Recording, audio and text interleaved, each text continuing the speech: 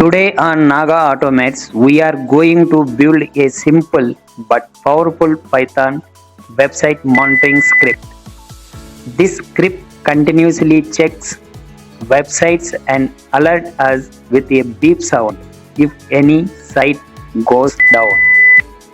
Before starting code, we need to install request library. Pip install requests.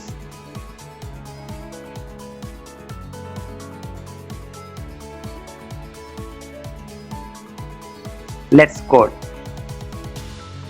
Import request to send HTTP request to websites.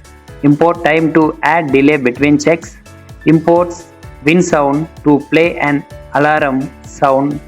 Next, we define a list. This list contains all the websites we want to monitor. Here I added Google and GitHub and also one fake website to test error handling.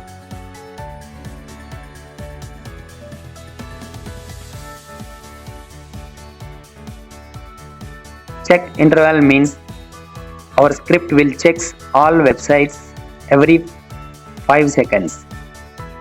Now we create a function. Inside the function, we add a for loop for checking every website. For every website, we send a get request using request.get.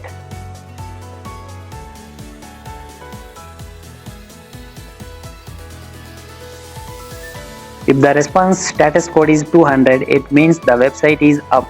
So we print that the site is working fine. If the status code is not 200, we treat the website as down and trigger a beep sound to alert us.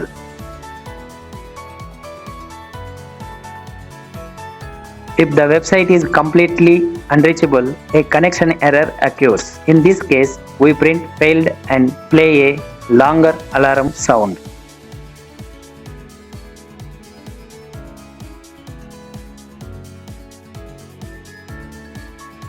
Finally, we use a while loop. This keeps the script running forever, checking website continuously with a small delay in between.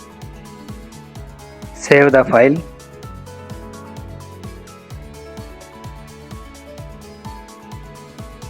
Let's run the script.